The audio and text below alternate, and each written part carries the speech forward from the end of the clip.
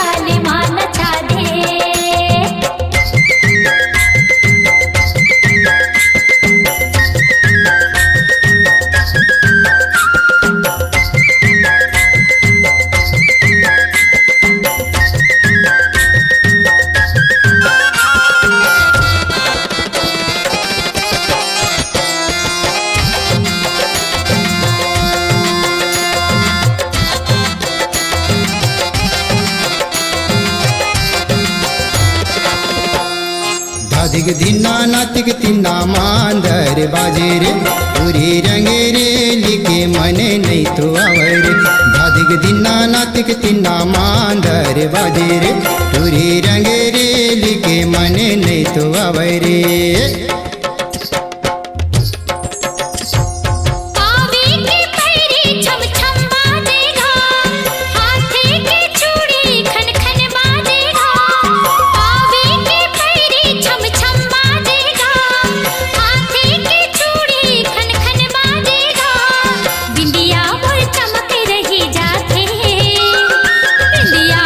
चमक रही जाती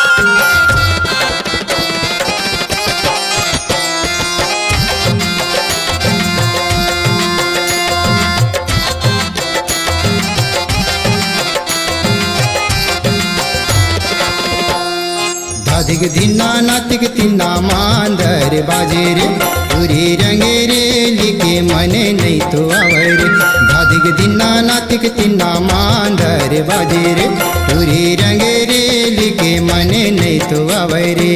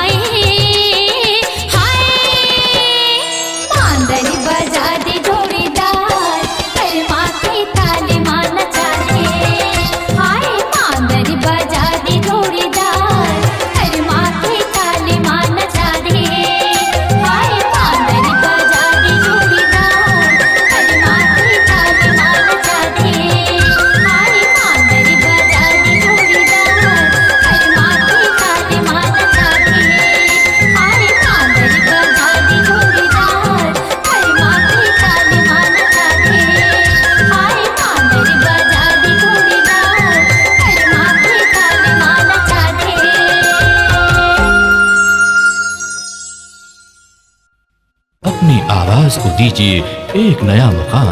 डिजिटल रिकॉर्डिंग की दुनिया का जाना पहचाना नाम स्वरांजलि, जहां गूंजती हैं ध्वनियां अपनी माटी की सौंधी सुगंध के साथ। छत्तीसगढ़ी संगीत के विविध रंग जो पहुंचाते हैं पूरे प्रदेश में डिजिटल रिकॉर्डिंग के संग। स्वरांजलि स्टूडियो, नेमीचंद गली नंबर 2, गंजपारा, रायपुर।